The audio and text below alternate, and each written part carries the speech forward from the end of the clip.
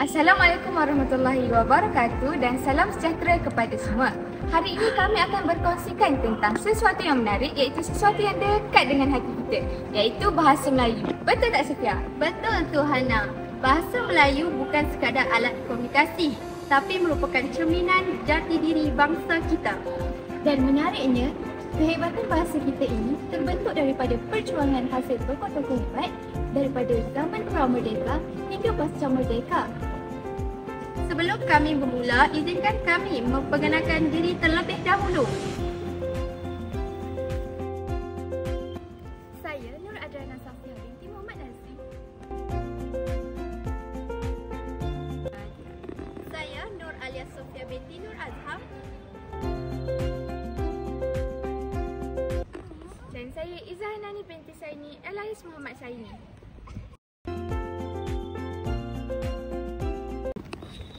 Bahasa dijaga, bangsa terpelihara, warisan lama, kekal berharga. Dari Zabah hingga Azmah berjasa, bahasa Melayu megah di jiwa. Korang tahu tak siapa orang yang mula-mula sistematikkan bahasa Melayu moden kita? Orang itu ialah Zak Abah atau nama penuhnya ialah Zainal Abidin Ahmad. Zak Abah telah mendapat pendidikan awal di Sekolah Melayu Batu Kikir.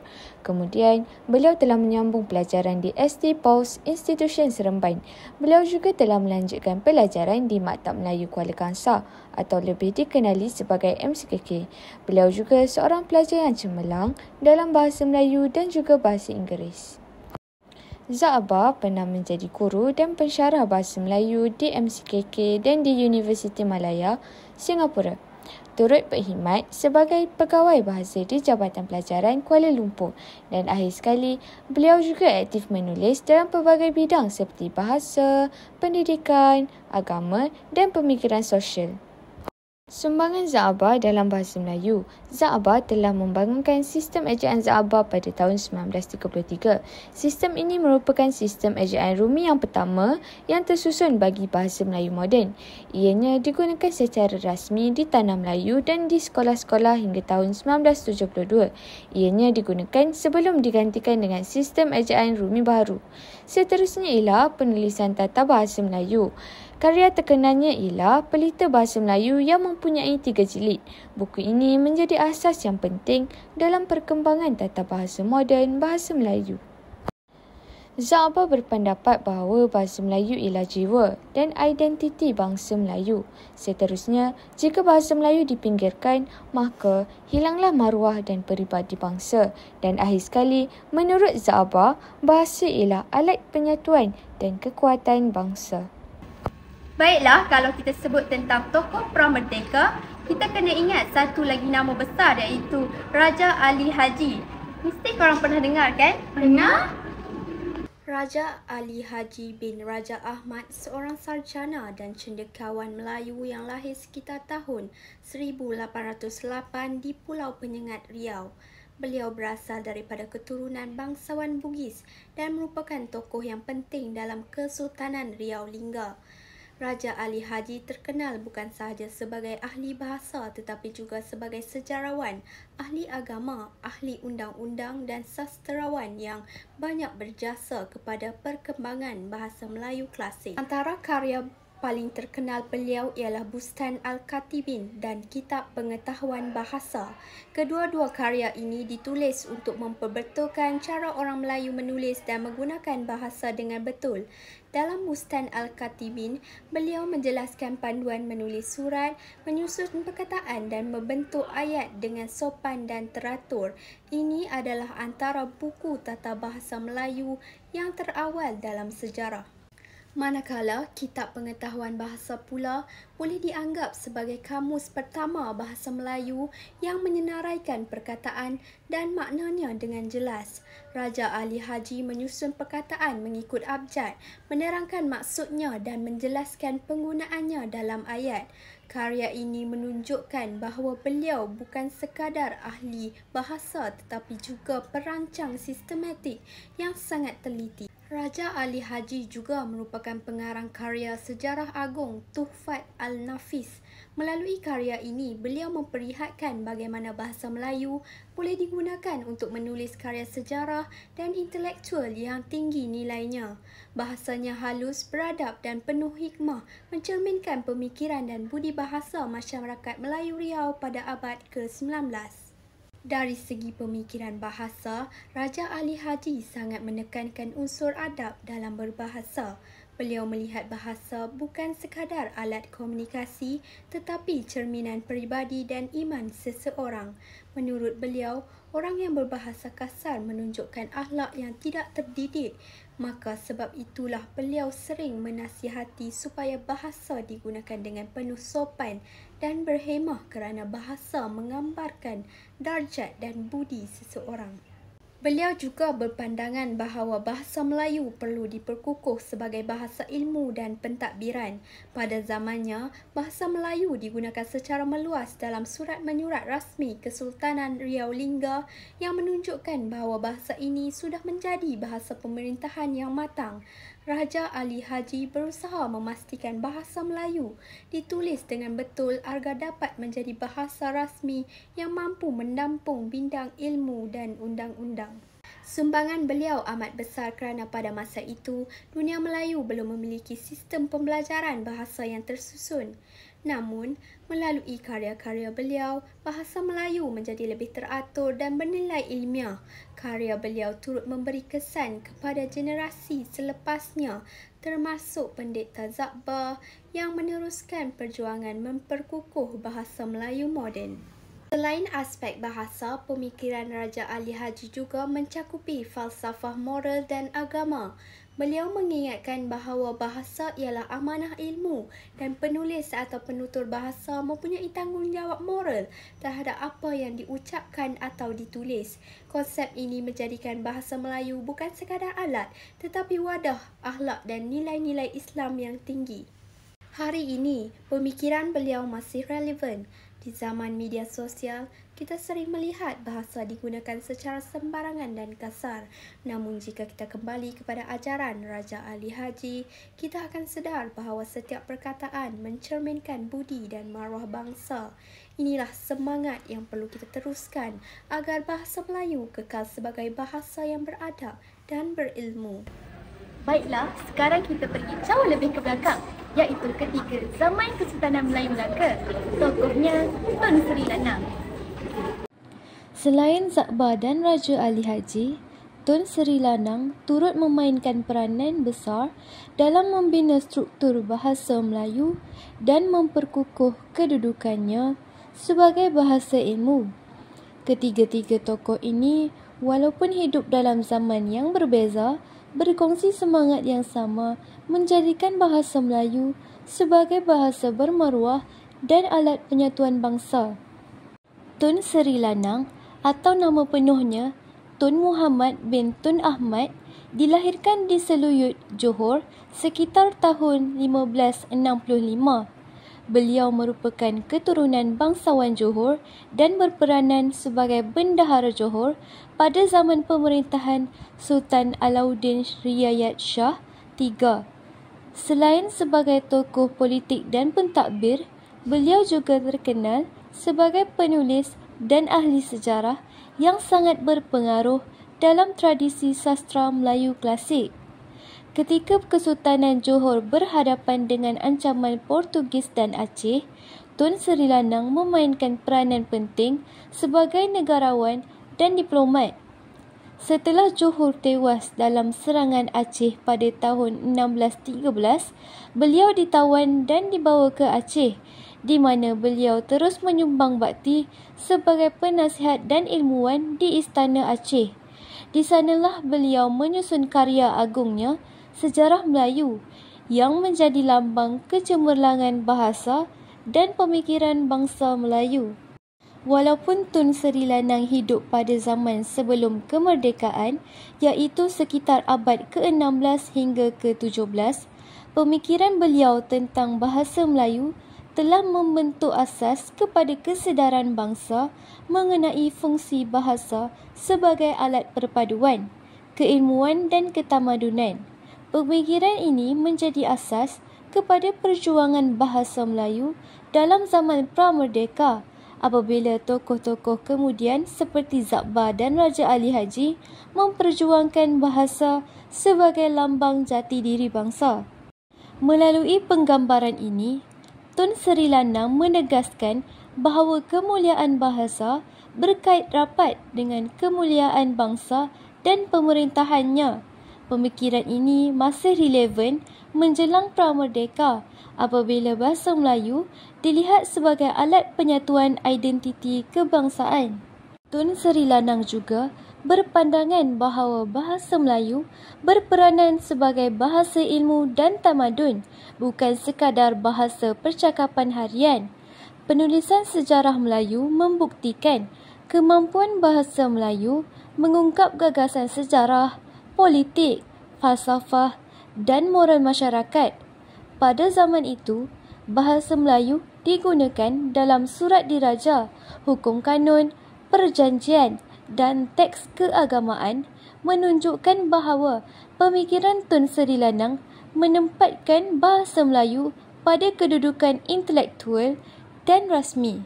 Pemikiran ini mendahului perjuangan tokoh pra-merdeka seperti Zakbar dan Pendeta Awang Had Saleh yang kemudian menegaskan bahawa bahasa Melayu harus dijadikan bahasa ilmu dan pendidikan kebangsaan.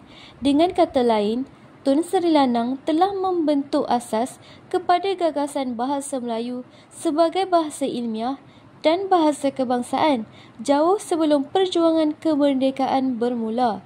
Tun Sri Lanang menekankan bahawa bahasa bukan sahaja alat komunikasi, tetapi juga penyampai nilai moral dan budaya bangsa. Dalam sejarah Melayu, setiap kisah syarat dengan pengajaran tentang kesetiaan, kebijaksanaan dan kesantunan. Semua ini disampaikan melalui kekuatan bahasa. Beliau percaya bahawa keindahan bahasa mencerminkan keindahan akhlak dan pemikiran bangsa. Oleh itu, setiap tutur kata dalam karya beliau dirancang dengan teliti agar menonjolkan budi bahasa, sopan santun dan ketinggian adab prinsip yang menjadi asas falsafah bangsa Melayu. Pemikiran ini turut mempengaruhi perjuangan bahasa pra-merdeka apabila tokoh seperti Raja Ali Haji menulis Gurindam 12 yang juga menegaskan hubungan antara bahasa, moral dan agama. Tun Sri Lanang juga menyedari peranan bahasa Melayu sebagai bahasa perpaduan rantau Nusantara. Melalui penulisannya, beliau menunjukkan penggunaan bahasa Melayu tinggi yang difahami di seluruh alam Melayu dari Melaka hingga ke Aceh dan Riau. Pemikiran ini membuktikan bahawa sejak awal lagi beliau melihat bahasa Melayu sebagai bahasa serantau yang mampu menyatukan pelbagai bangsa dan kerajaan. Konsep ini menjadi asas kepada perjuangan bahasa Melayu sebagai bahasa kebangsaan selepas kemerdekaan yang bertujuan menyatukan rakyat berbilang kaum di tanah Melayu. Korang tahu tak apa pendapat Dr. Asmah Haji Omar tentang bahasa Melayu? Tak tahu. Menurut beliau, bahasa Melayu ni hidup. Dan apabila sesuatu itu hidup, ia perlu berubah mengikut masa dan tempat. Dr. Asmah Haji Omar, nama penuh beliau ialah Profesor Emeritus Datuk Dr. Asmah Haji Omar. Beliau telah lahir pada 5 Mac 1940. Tempat lahir beliau di Citra, Kedah, Malaysia. Beliau telah melanjutkan pelajaran Sarjana Muda Sastra di Universiti Malaya, Sarjana Linguistik di University of London, School of Oriental and African Studies dan akhir sekali PhD dalam Linguistik University of London. Seterusnya ialah jawatan dan pengiktirafan. Beliau pernah menjadi Dekan Fakulti Bahasa dan Linguistik University of Malaya. Seterusnya, beliau juga telah dilantik sebagai Profesor Emeritus Universiti Malaya. Beliau juga telah diberi gelaran Datuk atas jasa dalam bidang pendidikan dan bahasa. Datuk Dr. Asmah Haji Omar juga telah mendapat Tokoh Akademik Negara pada tahun 2004 dan Tokoh Bahasa dan Sastra Dewan Bahasa dan Pustaka DBP. Sumbangan Dr. Asmah Haji Omar terhadap bahasa Melayu. Beliau memainkan peranan yang besar dalam usaha memodenkan dan memperkukuhkan kedudukan bahasa Melayu dalam bahasa kebangsaan dan bahasa ilmu. Yang pertama ialah mengasaskan kajian linguistik moden dalam konteks bahasa Melayu. Yang kedua, menyusun dan memperkukuh sistem tata bahasa baku bahasa Melayu.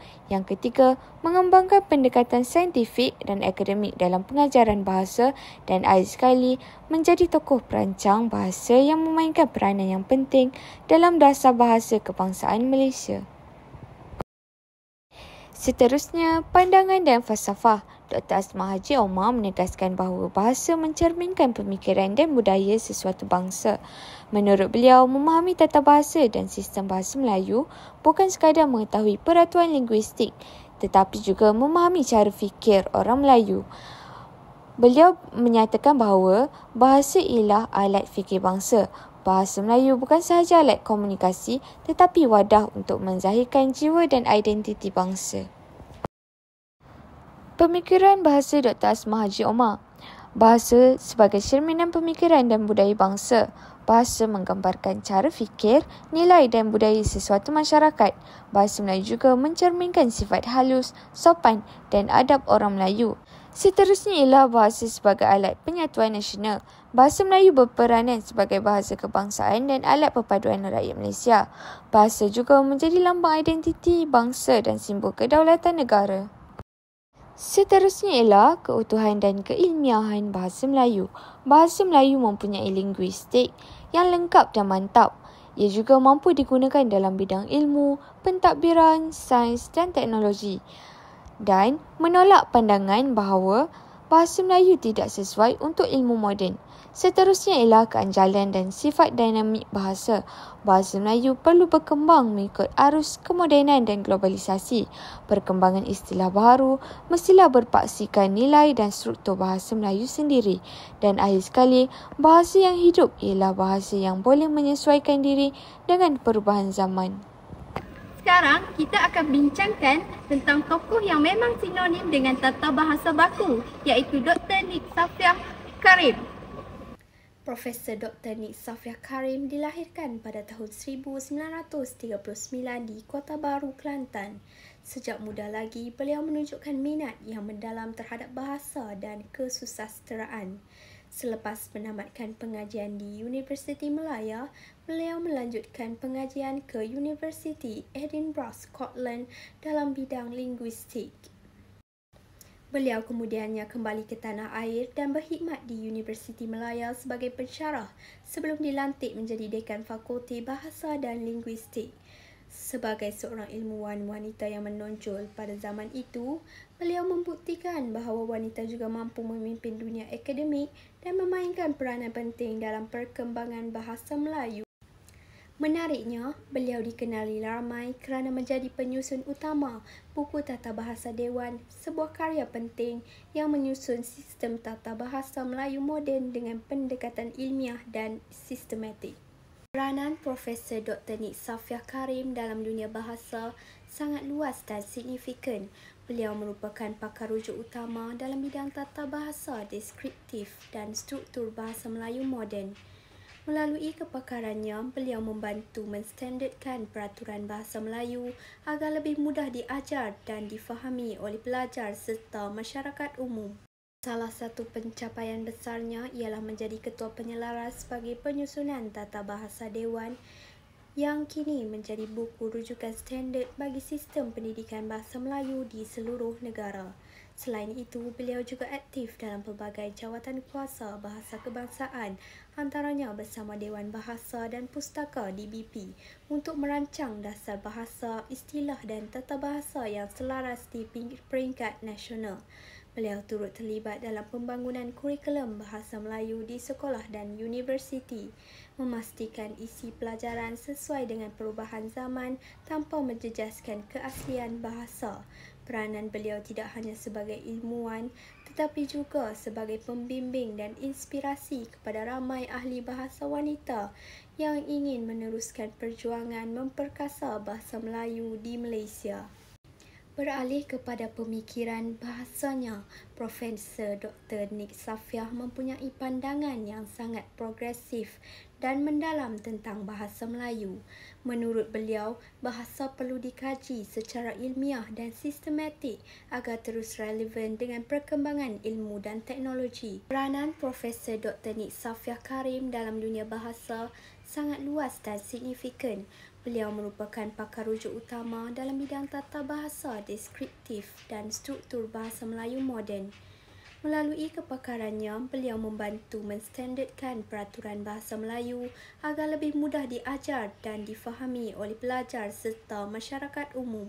Walaupun karya beliau dihasilkan beberapa dekad lalu, pemikiran dan sumbangan Profesor Dr. Nik Safiah masih sangat relevan dalam konteks dunia digital masa kini. Dalam era media sosial dan kecerdasan buatan, cabaran bahasa semakin besar. Banyak pengguna cenderung menggunakan bahasa rojak, singkatan dan struktur ayat yang longgar. Akhir sekali, untuk tokoh pasca merdeka, siapa lagi kalau bukan Datuk Seri Awang Sarian? Nama yang sinonim dengan perkembangan bahasa Melayu moden. Datuk Seri Dr. Awang Sarian dilahirkan pada 20 Oktober 1953 di Kampung Parit Bilal, Pontian, Johor.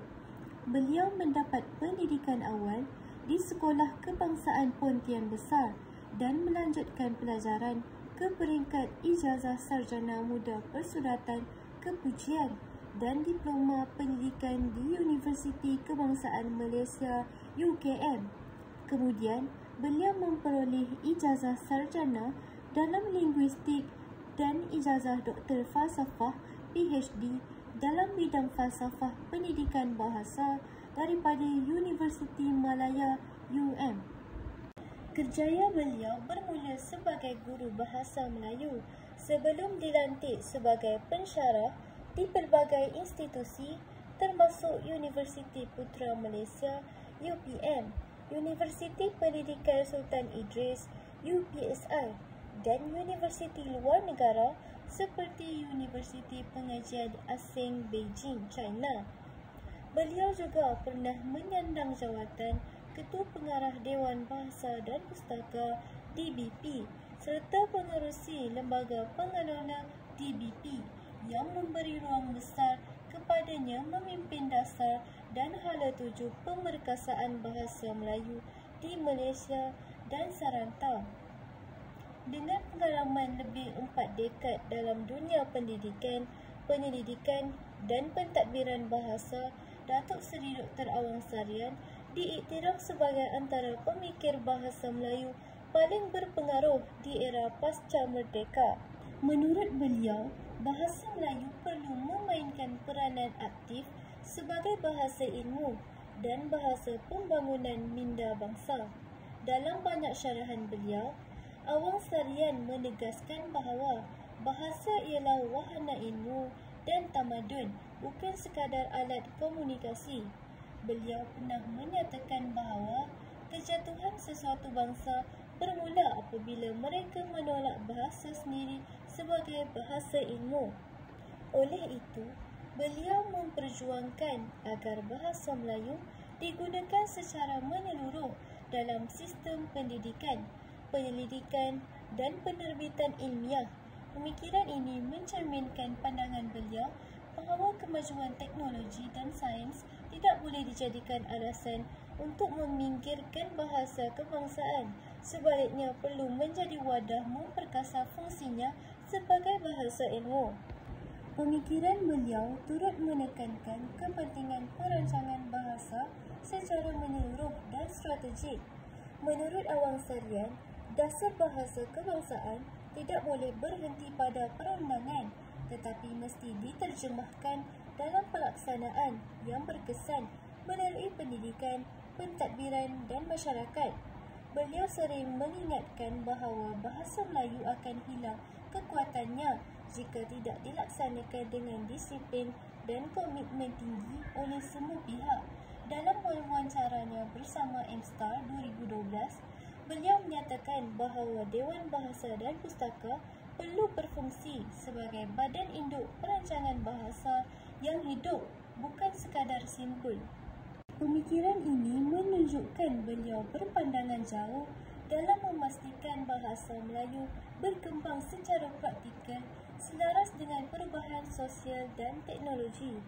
Salah satu pemikiran penting Awang Sarian ialah keperluan menyesuaikan bahasa Melayu dengan dunia digital. Beliau menyedari bahawa cabaran utama bahasa Melayu masa kini ialah penggunaan bahasa rojak dan penurunan mutu bahasa dalam media sosial. Bagi beliau, dunia digital tidak boleh dilihat sebagai ancaman tetapi sebagai peluang untuk memperluas domain bahasa Melayu. Oleh itu, beliau menyeru agar lebih banyak kandungan ilmiah, pendidikan dan kreatif diterbitkan dalam bahasa Melayu di platform digital agar generasi muda tidak terputus daripada akar bahasanya. Dalam pandangan beliau, bahasa Melayu mesti menjadi bahasa teknologi dan global, bukan sekadar bahasa nostalgia. Pemikiran ini menunjukkan keupayaan beliau memadukan idealisme bahasa dengan realiti dunia digital. Selain peranan ilmiah dan digital, Awang Sarian menegaskan bahawa bahasa Melayu ialah bahasa perpaduan yang menyatukan rakyat Malaysia berbilang kaum. Baginya, memartabatkan bahasa Melayu bukan bermaksud menindas bahasa lain, tetapi memperkukuh identiti bersama rakyat Malaysia. Beliau berpendapat bahawa setiap rakyat perlu menjadikan bahasa Melayu sebagai bahasa komunikasi rasmi dan simbol kesetiaan kepada negara. Pemikiran ini selaras dengan semangat Perlembagaan Malaysia yang menetapkan bahasa Melayu sebagai bahasa kebangsaan dan bahasa penyatu bangsa. Sekian sahaja daripada kumpulan kami. Semoga apa yang kami kongsikan hari ini Akan memberi manfaat kepada kamu semua. Sekian, terima kasih. Bye.